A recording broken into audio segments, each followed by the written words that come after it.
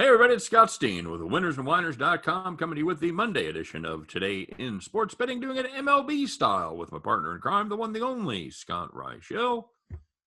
Scott, how are you, buddy? Doing pretty well. Ended up winning a baseball play of the day yesterday. Good. Yankees actually had a decent weekend. Overall, yeah, can't complain. I know your Royals are sizzling right now. Sizzling hot. They kept the Tigers in their place where they need to be, which is last place. They've won 3 straight. And going for 4. And by the way, by the time this video gets posted, that game will probably be underway. Hero play, Scott. I like the Tigers behind Turnbull. I think you're just fading Brad Keller, but you're not going to get exactly what I'm doing. Brad Keller's been awful. Royals offense has not been all that strong either. I would go Detroit first 5 because I do think the Tigers bullpen is really just awful. Okay, that's not terrible. But we got a real nice matchup, Scott. It's in Milwaukee. It's between the Marlins and the Milwaukee Brewers, not two teams you would normally think would be a big matchup here. But it's all about the pitching, buddy. It's all about the pitching as Trevor Rogers goes for Miami against perhaps a young fellow that you may have heard of, Scott, named Corbin Burns for the Milwaukee Brewers. I understand this Burns fellow. I really like the cut of his jib. I think he's pitching pretty well. Am I mistaken? Is that the guy I'm thinking of, Scott? He's not the Grum, but he's pretty good. And I know you've got nice futures on both. What do you have DeGrom at? Well, I got DeGrom at I believe 3-1, but I have both them parlayed with Trout to win MVP. So one of them, I'm trying to remember the exact price, but I'm pretty sure one like a round robin on them. It's just a 2-pick. You've got both of them parlayed as I have separate 2-pick parlays with one with DeGrom and Trout, one with Burns and Trout. So they pay out. I think one pays out at about 20-1. And the other one pays out at about, I want to say either 60 or 80-1. So you've got a Quinella wheel with Trout on top, basically. Pretty much. And Trout, of course, gets hit by a pitch, and now he misses a couple of games, and Ohtani can't stop hitting home runs. But we'll see what happens. And if it all works out, should be pretty good. But the Cy Young looks like a 2-horse race already, and we're less than a month into the season. Yeah, a lot of things happen. Mainly injuries happen. Yep. So yeah, it's anybody's race. I like your spot, but it is really early. Correct. It's extremely early, but I really cannot have asked for much of a better beginning for the 2 Cy Young pitchers that I have. That, my friend, is hard to argue with. So let's talk about Comrade Burns here, Scott. He's been pretty good lately. He really has. I know we talk about him it seems like every 5th day. I don't know he gave up a home run there in the opening game. I don't know what inning that was in. So he's got at least 18 scoreless innings in a row. When your ERA is 0.37 and you've started 3+ games, it kind of speaks for itself. He's given up 8 hits. He's got a fielding independent ERA of less than 1. That's unbelievable. Yeah. Yep. Are you that they're blindly worth backing at -180? No, and I'm gonna tell you why. But I want to ask you one more thing. Is his ERA more impressive, or is the fact that he's had 40 strikeouts and no walks more impressive? I'm gonna go with the strikeouts and walks, but you can really pick whichever one you want. Yep. Pretty unbelievable stats. But here's the reason why I don't love just blindly backing the Brewers in this spot at -180. Can I guess why? Go ahead. Is it because they can't score? That's part of it. Okay. I'll take the half credit. But the other part of it is Trevor Rogers been pretty damn good in his own bad self.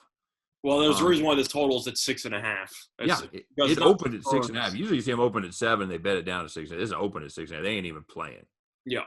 Not even playing. Rogers rather, he's had 2 average starts where he's gone 9 innings total, giving up 4 runs. I'm no math guy, but I'm pretty sure that's an ERA of 4. But in the 2 games where he was outstanding, one against the Mets, one against the Orioles, he went 13 total innings, giving up just 7 hits, no earned runs, and just 3 bases on balls. So when he has been outstanding, he has been very outstanding. So just a question, do you like the under or do you like the first 5 under? Or neither? Because I feel like first 5 under is kind of where you're looking at based on how well these pitchers have I performed? don't know what they're going to do with it. Scott, they could ding us the other night like they did in that Dodgers game. They could make that first 5 under 3. It's possible. I don't see it. Dodgers game ended up closing at 3 the other night. I think it'll probably be 3.5 minus 120 to the under. Could be, and that's what I'm guaranteeing. That's what it is now. Yeah. Like I said, when it was Kershaw against Darvish, the first 5 ended up being 3. it'll land 3. Landed 4. Okay. Yeah, that was where they gave up the second home run to Tatis. I just remember that I said I like Dodgers score first in that game, and they did, and they got killed, but they scored first. Yeah. So that's why I'm not blindly fading. That's why I'm just not blindly backing the Brewers in this spot. And like you said, Scott, you touched on it. This is neither one of these teams score a lot of runs. They just there's no nice way to put it. Milwaukee's offense is bad. They're not Miami bad, but they're bad. Milwaukee averages 4.3 runs per game. Miami averages 4.1. So it's I'm shocked Miami even averages over 4. It is stunning. It is absolutely stunning. Bullpens have been, you know what? Okay. You think of Milwaukee having the lights out bullpen, and they haven't been all that good, at least statistically speaking. Now they've got a couple of serious arms out there that make up for it. But I'm going to as far as what I would play, I like I think the first 5 unders, I think it's a good play. I just don't know where the runs are going to come from in this game, Scott. I think it could be, it could be 2-0 the whole game for this. Really could. It could be. Based on how I'm looking at it, if you want to go for team totals, it's a pretty ugly one, but I think you have to consider it. Marlins team total under 2.5 is minus 106 on DraftKings. You're against the guy who right now is having the probably the second best start to the season. I think DeGrom's number 1, but he's on a different planet right now with Burns. And you're looking at Miami who can't score. We talked about how Milwaukee's bullpen has not been as dominant as we thought it would be, but still has a lot of talent late in games. We're assuming Burns will probably give you 7 strong, 6 or 7 strong, just turn it over to Williams and to the Hater. So 2.5 sounds ugly. I know you made a killing on 2.5 with the Marlins a couple of years ago. So I know that doesn't scare you. But Burns is just so damn good. And you're looking at this saying, the thing about this, you're going to look at the game and you're going to go down the lineup for Miami and just say to yourself, is he really going to touch any of these pitches? Right. And then keep going down the lineup and eventually going to reach the point where the pitcher's up. And you're just like, oh, yeah, that's right. Like, why am I even bothering? Well, yeah, here's the thing. If you're afraid of that 2.5, just know this. Burns' last 10 starts, the opponents have scored 3 runs. This is total, not just against Burns. They've tallied 3 runs just 3 times out of 10 games. I can also tell you in his last 10, Scott, they've given up an average of 1.7 runs per game. Yeah. So when he pitches, and we've talked about that before. When you get a good pitcher, you get a good performance, you get the good bullpen guys on the end. Mm-hmm. When you go out there and you've got to go get him in the 3rd or 4th inning and he's given up 4 or 5 runs, you kind of get the guys at the end of the bench in the bullpen. So it makes a difference, and that's why those numbers are so low, because Burns makes good starts. The Brewers have a good chance of winning, so they send in the A team. Mm-hmm. So, yeah, I would – I want no part of the run line, by the way. Brewers the home team. Not in a low-scoring game. I want no part of it. None. With a 6.5 total, you can't really feel confident with a home team on the run line there. No, not at all. So play your first 5. Play Miami team total under. Play 2.5 with no fear whatsoever. Yeah. All right, Scott. What do you got for a late game? How about can I interest you in a little something from the American League Central, perhaps? Yeah, sounds good to me. You want to do the honors? How about a little Minnesota and Cleveland, Scott? One of your boys, Zach Plesac, going. Oh boy. For the Indians, trying to make up for a rather Zach Plesac-like start here. In my defense, he's looked really good when he hasn't faced the White Sox. Yeah, White Sox have he's been much better against Detroit. They have absolutely torn him a new one. White Sox, 12 earned runs, Scott, in 5 2/3 innings. Not good. 3 home runs. But the good news is the Indians, The Twins, they're not the White Sox right now. Twins not playing very good baseball.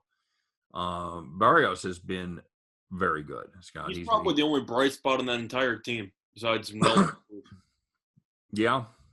That's The team's awful. they're not good. I don't know what happened to this team. That you lose 20 plus playoff games in a row, and then you just decide why bother. Well, I'm joking, but it just seems like Minnesota came out. I know I roasted the Yankees for getting off to a slow start. The Braves have gotten off to a slow start. Minnesota probably takes the cake because right now this team is 7-13. Yeah, this is a team. They got some ugly losses too. They lost 3 or 4 to Boston. They lose 3 in a row to Oakland. They lose 2 or 3 to Pittsburgh. And that's at home against. That's Pittsburgh. At home, kids. That's absolutely right. Yeah, Morgan Field was their bread and butter last year. They might have had the best home record in all baseball last year, I think. That's not right? I think that's correct. Yeah. They're usually up there, yes, and yet they lost 2 out of 3 to Pittsburgh. Having said that, I wrote an article about this game. I'm going to go with Minnesota. Plesac has really been a mess, and I know Cleveland did win yesterday against the Yankees, but this Cleveland team is just – I think you make an argument that both these teams are underwhelming. Minnesota's been worse. I do acknowledge that. Well, we were talking about Miami and Milwaukee with their incompetent offenses where they have the pitcher bat averaging over 4 runs a game. Cleveland, 3.6 runs a game, Scott. That still sounds high. Yeah. We've been taking first 5 unders with them for over a year. Oh, God. Feels like they're scoring 1 run a game. They've been so good to us. So good to us. But I'm looking at this actual line here, and there's some juice to it. I'm tempted by it, though. I know this team struggled offensively for the last couple of games, so it's not ideal. Minnesota team total is a 3.5. It's about minus 127 or so. I can't say it's amazing because Minnesota's offense hasn't been great, but Plesac has not been good, and Cleveland, they've kind of gotten killed by Minnesota over the last couple of years. So I think Minnesota should get back on track, but that's mostly just based on the fact that some teams just match up well with other teams. Like the Yankees just do really well against Cleveland and Baltimore and like some of those teams. Minnesota always does really well against Cleveland. But 3.5 with a Plesac start where you're guaranteed 9 at-bats for Minnesota, I think is pretty tempting. I'm tempted by the run line too. That's fair. Game opened up at Minnesota minus 115. It's now pretty much mid 120s, even a 130 starting to creep in there at Bovada. So we both like the Twins in the spot. Yeah, between Fade and Plesac and the Indians offense, I got to do it. Now I'm not going to go overly, dramatic about Plesac's start to the year because the White Sox are pretty big outliers there. Mm-hmm. But I still like Plesac. He's not been good. Barrios has actually been very good. Yeah, Barrios has been consistent in all 4 of his starts. Yeah, I'm a Minnesota buyer. I think the difference is we're talking about these teams struggling. I think the difference is Minnesota's not going to struggle all year. Cleveland could absolutely struggle all season long to score runs. Yeah, and then again, a lot of it's also based on preseason expectations and some stigmas attached to both teams because we thought Minnesota was going to be really good and we thought Cleveland was going to suck. So one of them is more surprised than the other, and you kind of just assume that one of them is going to break out of it, which is what you just talked about. But just looking at these matchups here, truth is, if Minnesota doesn't turn around, I know we've mentioned about 10 different manager names to be first fired. How warm do you think the seat is for Baldelli right about now? Lukewarm at best? Not at all yet, yeah. But it's too early for me, but I know that his name's been circulating a little bit. Well, mainly from you. No, I've seen people on Twitter talking about it, about management odds. And Twitter's had it, so yeah, that must be legit. But the point is I've seen people clamoring. And you've seen clamoring, have you? Plus, I'm also writing articles, and when you pull up a Twitter link to an actual recap of the game, and you see everybody on Minnesota on the Twitter, I read the comment section because I find it funny, and everyone's just asking them to just get rid of Baldelli, just throw him off the team plane. Yeah. So I'm just kind of curious if you thought that. Not going to happen. A little I didn't say it's going to happen. I'm just asking if you think it should potentially be happening. should potentially be happening. No, I think he gets an. I think he gets an entire year. Considering the fact they've made the playoffs with him every time, I agree. Yes, yes, that's what he gets. That's his free pass. Yeah, that's fair. So I think they get you a whole year. Yeah. So anything else? Looking at the rest of the actual card. Sorry, I'm just pulling it up right now. Really not much. I feel like we kind of covered the main ones. I am kind of interested in. I'm not even kind of. I have to like the Rockies Giants under. First 504. I like that. It's a Gomber and DeSclafani. 7.5 is the total there. Can't be the full game. I know that the Rockies couldn't score against in Oracle earlier this season, but that Rockies bullpen is just too much for me to overcome there. Yep. So I'll go first 5 under there. That I like. Yep. Agreed. Other than that, I actually like the Cubs at like plus one. What is it, like plus 160, plus 150? I think. Yeah, No, right, plus right in that neighborhood. Yeah. I don't think Davies is very good. I'm not going to try to give you a reason why I think you should buy low on him. Morton just hasn't been great either. And you're looking at Atlanta, and we talk about this team's underperformed. Should Atlanta really be laying about 175 here? It seems like they should be around 145. No, this is a team that again has been underwhelming, just like Charlie Morton has. They're 9-10. Are we sure Acuna's even going to play? Probably not. We're not going to know now. I'm just saying there's no guarantee he's going to play anyways. It's not even a full-strength Atlanta team. Well, he is not on the injury list. Okay. We'll keep that in mind. But still, I think it's just an overreaction because Atlanta went into Wrigley. I believe they won 2 out of 3 the first time around. They had that huge Sunday night game where they were up like 6-0 after the first inning. So I'm not sure if that's fresh in people's minds, but Atlanta at 9-12, there's no way they should be laying they can't be laying 175 here. Like, that's insane. Yep, I agree. Take a value play with the Cubs that actually showed some signs of snapping out of it. Even though they did they pick up they lose the last 2 to Milwaukee. Yeah. But they've been punching through. They don't look inept on offense anymore. I think the Cubs have nightmares of Brandon Woodruff. Yeah. Kills them every time they face him. Yeah. Every time. Yeah, he's very, very, very solid. Yeah, they lost 2 of 3 when they were in Atlanta before, when they played Atlanta was in Wrigley before. No, I'm saying, yeah, Atlanta won 2 out of 3, and they also had that Sunday night murder, so that's fresh in people's minds. Against Hendricks, but Hendricks. I think the line's a little bit ridiculous, and I feel like if we're talking about baseball, we always got to talk about this one specific thing involving one of my teams, which is the Yankees. Run a line against Baltimore, man. I mean, what is it, a 2.5-year story at this point? Yeah. The Yankees kill this team all the time. Do I think the Yankees are good? No. But you got Harvey on the mound, which is always an interesting proposition. Davey Garcia's on the mound for the Yankees, youngster, but he's got some talent. But the Yankees in Camden, it is ugly almost all the time. So I think the Yankees should probably win this game handily. Props to Baltimore, though. They stopped Oakland's winning streak yesterday. Yeah. Harvey has been, I guess. The bar was set so low. He's actually. Yeah, he's still in the majors after 4 starts. So I think people probably had, over under 3.5 starts for Harvey until he just called it a career. Yeah. So, he's out there scuffling. He's not doing anything great.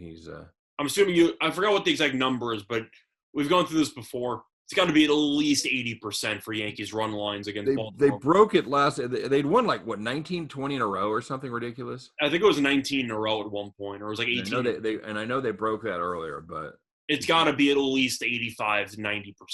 So I got to go with the Yankees run line because they kill Baltimore. Yeah, that's what I'm looking at. Yeah, the Yankees lost 4-3 on the 7th, but the first 2 games they won, I believe, 6-0 and like 9-0. But yeah, they won 7-2 and 7 zip. Either way, yeah, they killed them. But absolutely, it's one of those spots where if you lose, you lose. But if you go through the track record here, the percentage of you winning, if you just go through the last 2-3 seasons, is no exaggeration, over 80%.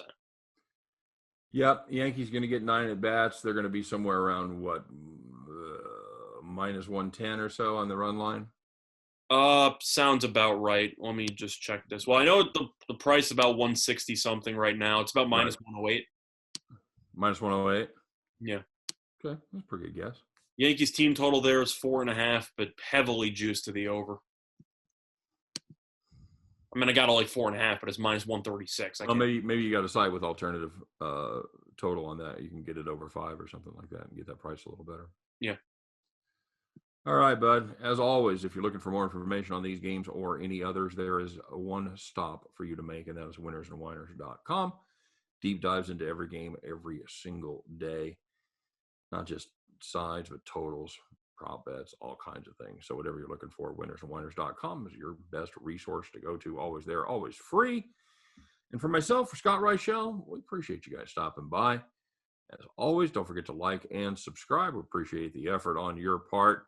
Of course, we wish you nothing but the best of luck. Hope every one of those tickets in your pocket turns into cash money back at the window. You guys have a great day. Thanks for watching, and we'll see you tomorrow on Today in Sports Betting. Take care, everybody.